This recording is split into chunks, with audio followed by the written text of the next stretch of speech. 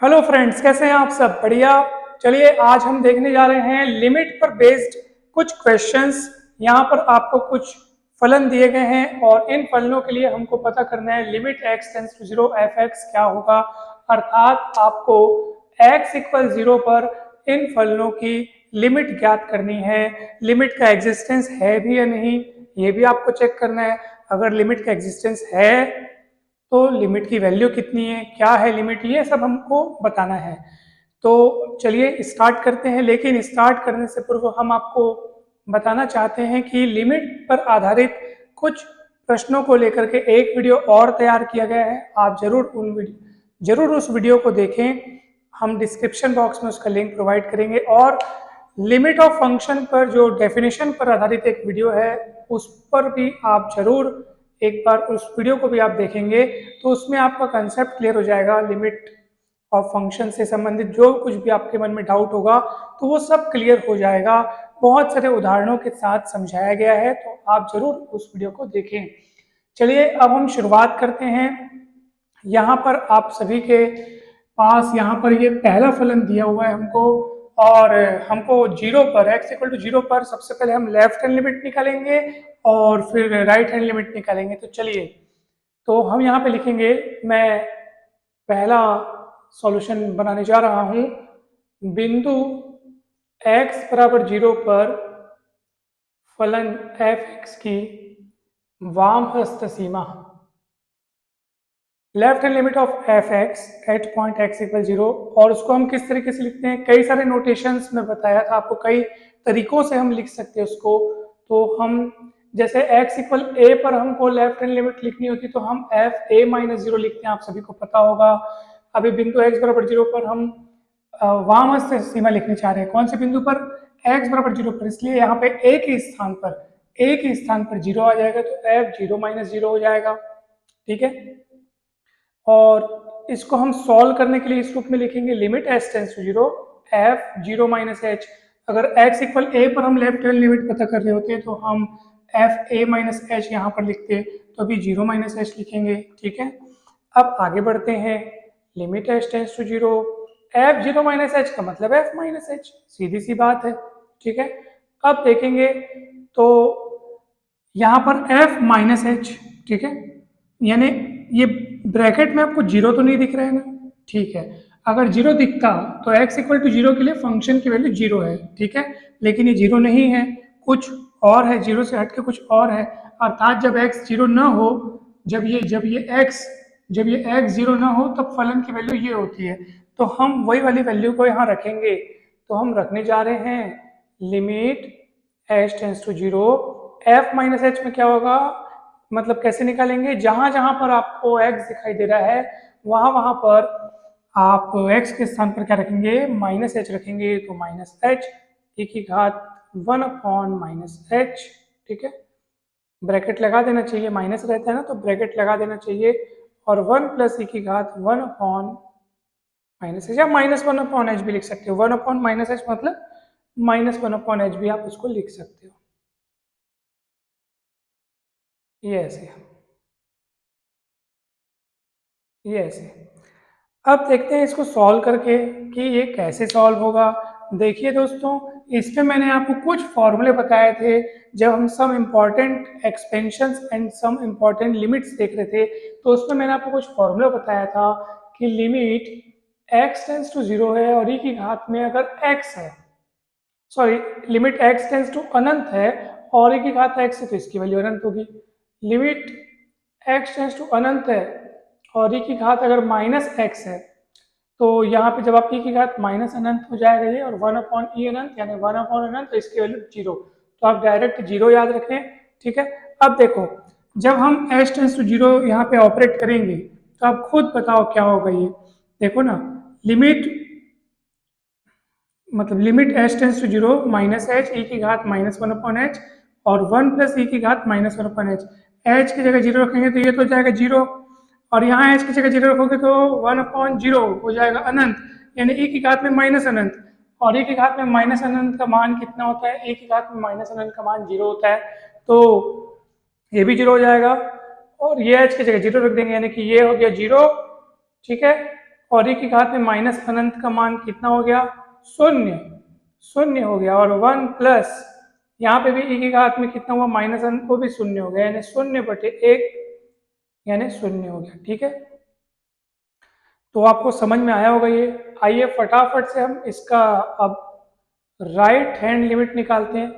तो क्या होगा बताइए, राइट हैंड लिमिट को हम कैसे लिखेंगे, limit limit h tends to 0, f 0 plus h लिखेंगे, हम उसी वैल्यू को लिखेंगे बस x के स्थान पर। अब हम 0 प्लस h यानी क्या होता है, तो 0 प्लस h यानी h, ठीक है ना, 0 प्लस h यानी h। तो अब क्या होगा, limit h tends to 0 f h, यानी कि जहां जहां x दिख रहा है वहां h रख देंगे, h e की घात 1 by h upon 1 plus e की घात में 1 बाई h। अब सुनिए जरा ध्यान से, h टेंस टू 0 रखने का जब आप सोचेंगे तो यहाँ 0 रखेंगे, यहाँ पे h की जगह 0 रखेंगे तो 1 बाई 0 अनंत हो जाएगा, और e की घात अनंत यानी अनंत होता है, तो ये हो जाएगा अनंत, ये हो जाएगा 0। 0 गुणित अनंत खुद अनिर्धारित रूप है, ठीक है, 0 गुणित अनंत अनिर्धारित रूप है। उसके बाद आप और एक गजब की चीज देखो, h टेंस टू 0 जब यहाँ रखोगे आप तो क्या हो जाएगा, ये भी की घात अनंत यानी अनंत, तो अनंत प्लस 1 प्लस अनंत यानी अनंत, और ऊपर में 0 इंटू अनंत है, यानी कि ये कुल मिलाकर के अनिर्धारित रूप होने जा रहा है। इसलिए वैसा न होने पाए उस स्थिति से बचने के लिए मैं क्या करता हूं, अंश और हर में, अंश और हर में e की घात 1 बाई h से भाग। देखिए ये ऐसा आपको दिमाग कब लगाना, जब आपको लगे कि एकदम अनिर्धारित रूप में हमारा लिमिट का वैल्यू आ रहा है, तो हम e की घात 1 बाई h से डिवाइड कर देंगे, यानी कि आपको उस जिसके कारण वो अनिर्धारित रूप में आ रहा है ना, उस स्थिति को बचाने की कोशिश करनी है। वो कैसे हटे, जो है ना भाई, जहां हम फंस रहे हैं उस समस्या को हटाना है, तो हटाने के लिए आपको दिमाग लगाना है कि मैं किससे डिवाइड करूँ, तो e की घात 1 बाई h से डिवाइड कर लो, तो ये समस्या यहाँ से हट जाएगी। तो ऊपर भी डिवाइड करना, नीचे भी डिवाइड करना, तो ऊपर डिवाइड करूंगा तो ये कट जाएगा और h बचेगा। नीचे यहाँ पे अगर डिवाइड करूंगा e की घात 1 बाई h से, तो डिवाइड करने के कारण देखो ना 1 अपॉन e की घात 1 बाई h, ऊपर चढ़ेगा तो माइनस 1 बाई h, और यहाँ e की घात 1 बाई h से डिवाइड करूंगा तो 1 हो जाएगा।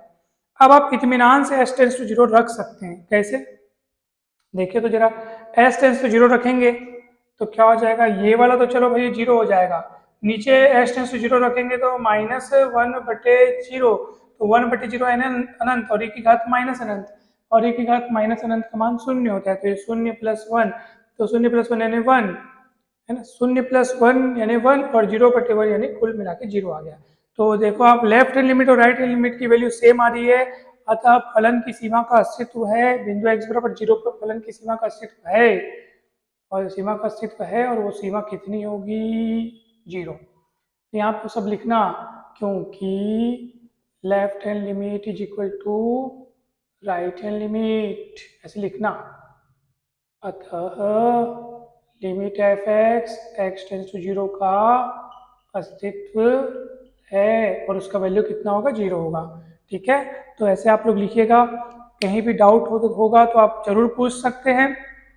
और अब हम आगे बढ़ते हैं।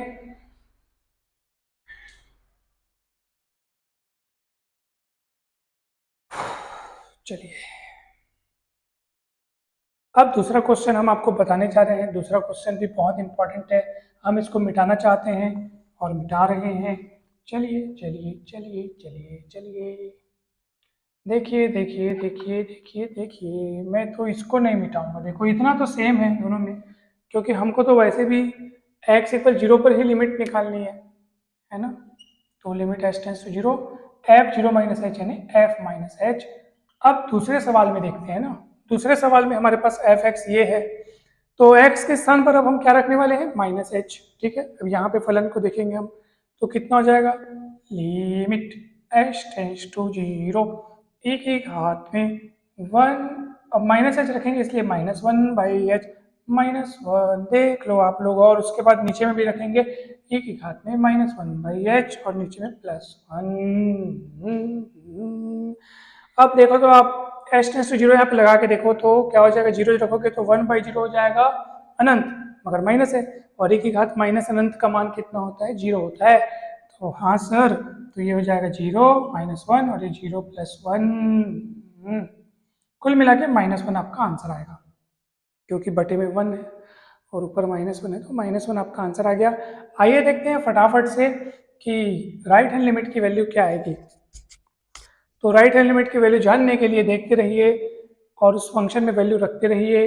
तो चलिए अब रख रहे हैं h tends to 0 f h, तो हो जाएगा e की घात में 1/h - 1 अपॉन e की घात में 1/h + 1।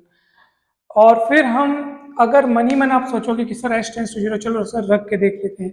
तो अगर h की जगह 0 रखोगे तो 1/0 यानी अनंत, और e की घात अनंत। अभी e की घात माइनस अनंत नहीं है ना, अभी e की घात माइनस अनंत नहीं है। पहले था तो हम लोग खुश हो गए थे, फट से 0 लिख दिए थे इसको। अभी नहीं है, अभी 1/0 यानी अनंत, और e की घात अनंत का मान है ना, e की घात अनंत का मान कितना होता है, अनंत होता है। ये आप लोग ध्यान रखेंगे।